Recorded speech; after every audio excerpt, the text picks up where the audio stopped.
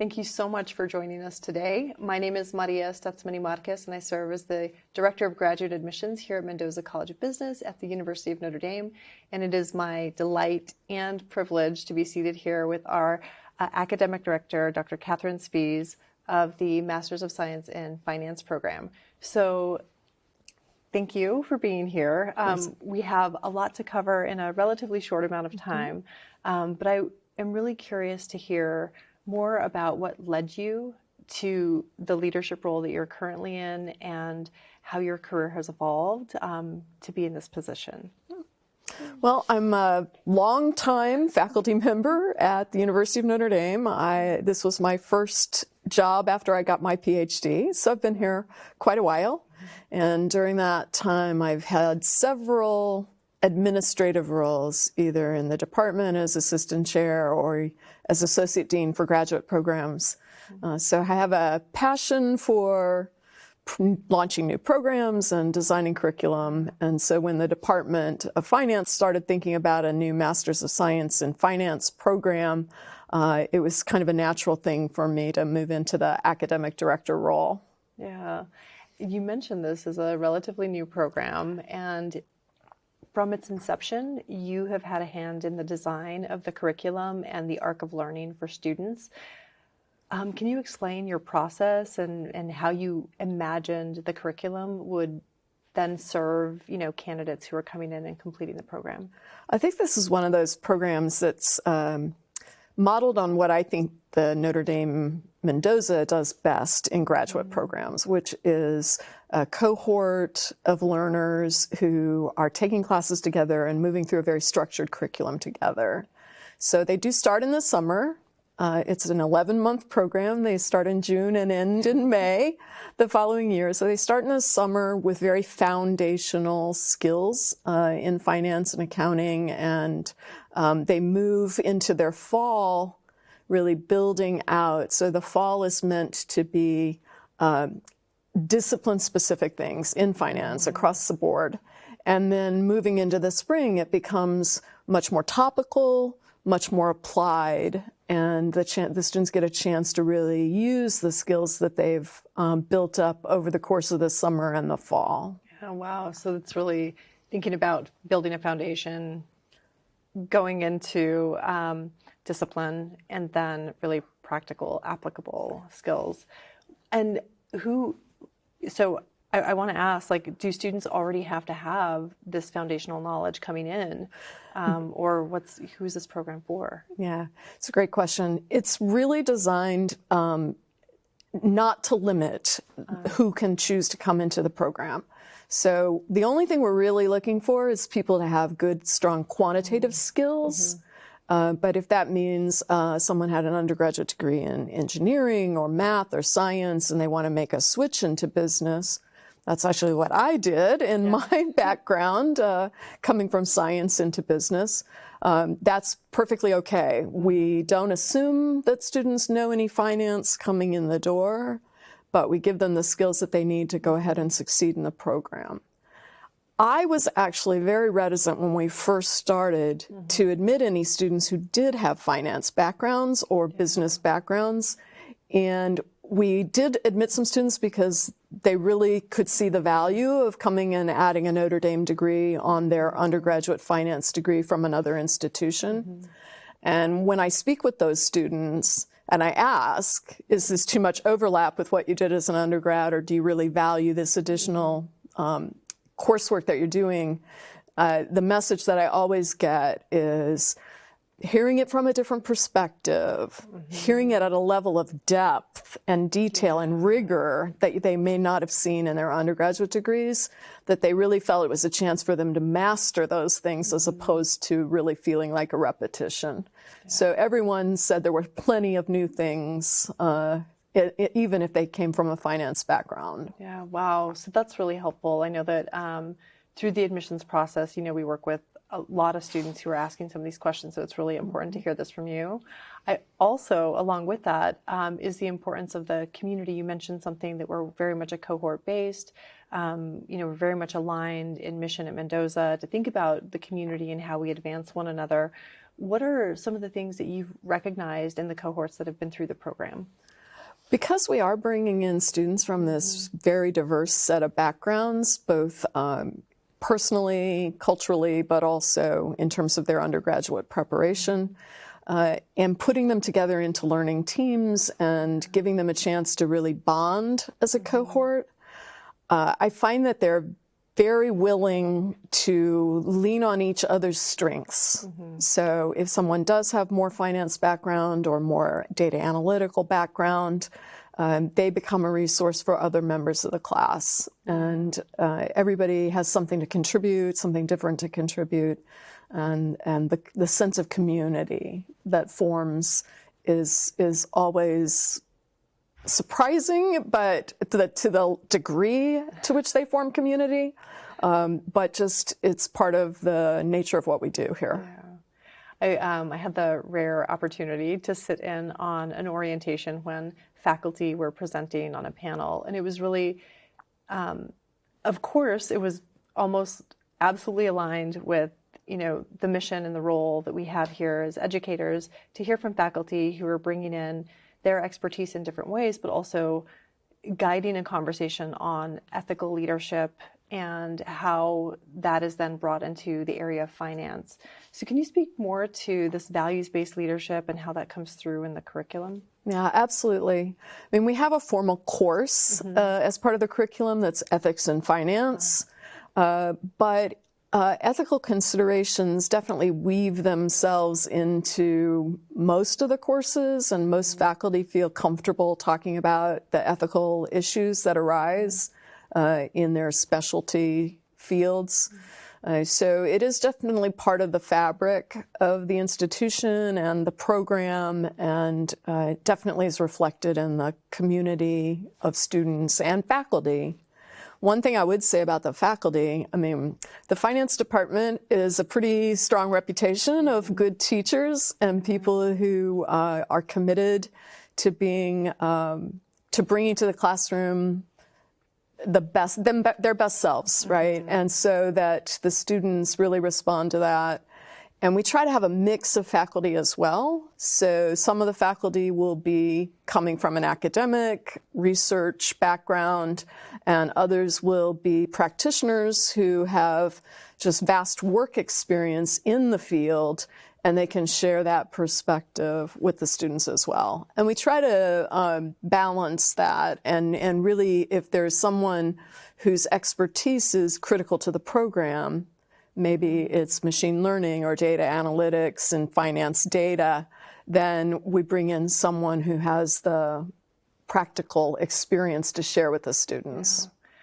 That's impressive, because what I'm hearing is that you're able to tailor and bring in applied learning from faculty as well. And I'm also hearing that you're incorporating innovations within the industry itself. So I would love to hear if finance has evolved, and given any state at any point in time, there's a look towards finance and trends. So how have you seen the industry of finance evolve, and how does this curriculum set students up for success as they head into their careers? Well, no surprise, finance is affected, like pretty much every other aspect of business, by the prevalence of data. And so just access to data and being able to analyze that massive quantities of financial data that are available to make well-informed decisions. Students just need, or graduates of programs need, different skill sets than they might have a decade ago. It's still, a lot of the work that we do as financial analysts is based in Excel, but increasingly our students need command of coding languages like Python and R, and they need to be able to build financial models in different environments and analyze data in different environments. So all of those quant-heavy aspects are built into the curriculum. Wow. So when we're seeing the trends around data, are you also seeing candidates moving into roles where their focus is primarily looking at the data? And I guess what What are the different functions that students head into once they've completed the program? I think we're still mainly sending students into more traditional financial analyst roles, whether that's at an investment bank or a commercial bank or in a corporation. So they're still serving more or less traditional roles, but utilizing data in different ways than they might have in the past. I see. And we even have some students who choose to go into consulting. And again, it's a pretty broad array of choices that the students have available to them. How have students engaged with like career development and the alumni network? I'm just thinking about the robust nature of not only Mendoza College of Business, right, and the expanse there, but also thinking about the larger University of Notre Dame expansiveness in terms of the networks that are available to students. Our career services team is the best. So they start reaching out to admitted students before they even arrive on campus to get feedback about what kind of roles they're interested in, what kind of companies they're interested in going to work for. And so they definitely know our students before they even arrive. Yeah. And then there's a class that they take that also helps to prepare them for an immediate launch into the job search, because most of these finance roles, the recruiting happens very early in the fall. That's interesting. So like there's the arc of learning where it comes to the actual class that they're in, but then there's personalized, tailored, individual coaching along the way. Absolutely. So much support. And so, when you think about what you're most proud of when it comes to each graduating class, what are some of the highlights for you? I think as I look back on these first classes, what I see is an amazing growth trajectory for the students. And it's inspiring to see students who might have been more hesitant, a little less confident, not only master the finance, the technical skills, but just become more confident, more self-assured, more professional. And that combined with just the relationships they form with each other. These are lifelong friendships and relationships, professional relationships that they're building with their classmates. Yeah. I can really sense the closeness of the community just by being in the classroom and the questions being asked. And as somebody who's like a third party, somewhat objective person, but also very much interested in how students are successful, it's wonderful to hear this. If you could provide any advice to a candidate who is considering a master's in finance, what would be some next steps that you would want them to take? I think that if you're considering a Master's of Science in Finance, really just do your homework, learn what the different options are, really to come to understand what distinguishes one program from another. I think we say it a lot, but the Notre Dame alumni network is absolutely unparalleled. I remember as a brand new faculty member many years ago, my first year, talking to students who were graduating and saying to them, "Oh, you must be very excited to be leaving." And they were like, their response was, "No, I'm so sad to be leaving Notre Dame and the community and the connections." And so while that excitement for the next phase of their life is there, Notre Dame is a sense of place that people really resonate with, they attach to. And the alumni, as a result, couldn't be more interested in helping current students. I've never asked anything of an alumni that they weren't more than willing to try to do to accommodate current students, to serve as a guest speaker in a classroom, whatever is needed. So it is an amazing connection to an amazing group of people. Yeah. I would be remiss if I didn't bring up, to me, what seems like incredibly obvious. You were somebody who has served as an assistant dean, is PhD, working at a top institution, also happens to be a woman serving in finance. And so I don't want to miss out on the opportunity to ask you, what you're noticing by way of trends in women in the workforce, in finance, And, what does the future hold for women? I think that, well, it's a two-pronged answer. On the one hand, despite progress, finance is still a male-dominated field by and large, and so we certainly try to attract more women into finance, but you do have to be prepared for the reality of that as you go out into the workforce.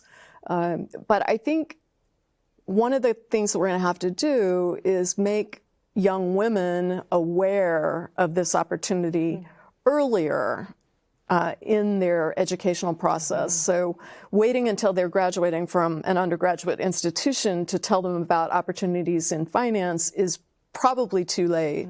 So I think we need to get creative about ways, as a profession, we need to get creative about ways to inform young women about these opportunities when they're in high school or much earlier in their educational trajectory. Yeah, absolutely. We see that, we're a member of the Forte Foundation, which is mostly guiding candidates to MBA or executive MBA programs, but are now also, available for people who are interested in specialized master's programs in graduate business schools. So that's exciting, but it is really kind of the access and opportunity to thinking about what finance might look like at a much high school, probably, age range. Yeah. Exactly. You were speaking about the curriculum and it being quantitatively rigorous, and the design and the arc of it is really meant for a depth of understanding in finance.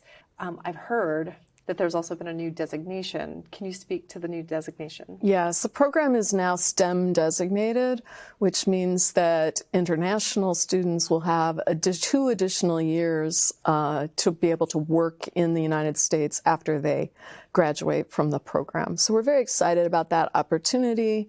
Allows us to attract the very best international students and domestic students to the program. And there's so many companies who are actually seeking candidates coming in with a STEM designated degree. I've already had students asking me this summer if the program is STEM designated because they're seeing that on job applications. And so there are an increasing number of companies that are specifically looking for graduates of those programs. Well done. Congratulations. Thank you. Yeah, thank you so much for sharing that. Your leadership is important to our community here. I want to thank you so much for sharing your insights. I want to thank you all out there for being here, being present to watch this program. If you do have any other questions, we have a great team of admissions professionals prepared and ready to answer any questions you have. But thank you again, Dr. Spiess. It's been a pleasure. Thank you.